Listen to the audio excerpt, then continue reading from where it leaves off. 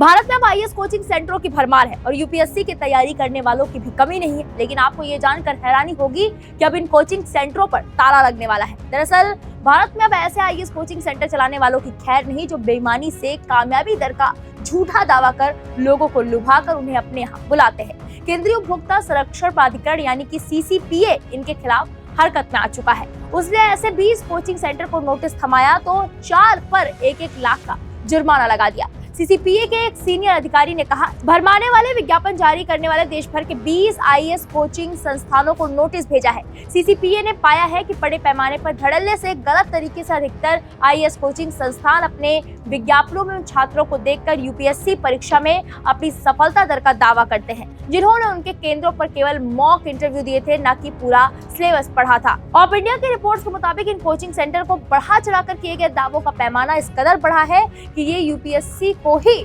झूठे साबित करते नजर आते हैं। बताया जा रहा है कि जहां यूपीएससी 2022 में 933 उम्मीदवारों का चयन किया गया था, वहीं 10 कोचिंग संस्थानों के विज्ञापनों में दावा किया गया था कि उनके 3500 से अधिक पूर्व छात्रों का चयन किया गया है। सीसीपीए ऐसे ही दिल्ली के 20 कोचिंग सेंटर गलत कारोबारी तरीके के खिलाफ जांच कर रहा है। इसके साथ ही उसने 4 ऐसे centre Rau's IAS study circle, Chahal academy, IQRA IAS और आईएएस बाबा पर 1-1 लाख रुपए का जुर्माना ठोका है। हालांकि 2 संस्थानों ने सीसीपीए की कार्रवाई को चुनौती दी है। जुर्माने के आदेश के खिलाफ राउज आईएएस स्टडी सर्कल राष्ट्रीय उपभोक्ता विवाद निपटान आयोग में अपील दायर की है, तो वहीं आईएएस बाबा ने इसके खिलाफ स्टे लिया है। वहीं सीसीपीए ने कहा है कि भ्रामक विज्ञापन आईएएस बनाने के इच्छुक उम्मीदवारों के फैसले पर असर डालते हैं। उसने कोचिंग सेंटर से अपने दावों को साबित करने के लिए कहा है और उन पाठ्यक्रमों या विषयों के बारे में ईमानदार खुलासा भी करने के लिए कहा है जिनके लिए सफल छात्रों ने उनसे कोचिंग ली है।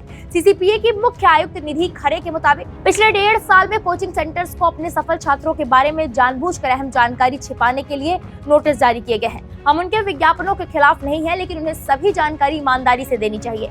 अगर सही खुलासे होंगे तो धोखा कम होगा। सीसीपीए ने ऐसे विज्ञापनों पर स्वतः संज्ञान लेते हुए उपभोक्ता संरक्षण अधिनियम 2019 की धारा 2 के प्रावधानों के उल्लंघन के लिए इन सेंटर्स के खिलाफ नोटिस जारी किया था। सीसीपीए के मुताबिक Bajirao and Reddy institute, Chahal academy, Khan study group, IAS, APTI plus, analog IAS, Shankar IAS, Shriram IAS, Byju's IAS, Unacademy, next IAS, Drishti IAS, IQRA IAS, vision IAS, IAS Baba, Yojana IAS, Plutus IAS, ALS IAS, Rau's IAS study circle को notice भेजा गया है। खरे ने आगे बताया, CCPA के coaching centres को उनके दावों का विवरण मांगने के लिए जारी स्वतः संज्ञान नोटिस के जवाब में अधिकांश ने जवाब दिया है। इसमें उन्होंने स्वीकार किया है कि उनके विज्ञापनों में दिखाए गए यूपीएससी के कामयाब उम्मीदवारों केवल मॉक इंटरव्यू और इंटरव्यू गाइडेंस प्रोग्राम में ही शामिल हुए थे। सीसीपीए ने पाया कि कोचिंग सेंटर्स ये सब मुफ्त में करते हैं क्योंकि ये उनके फायदे में है।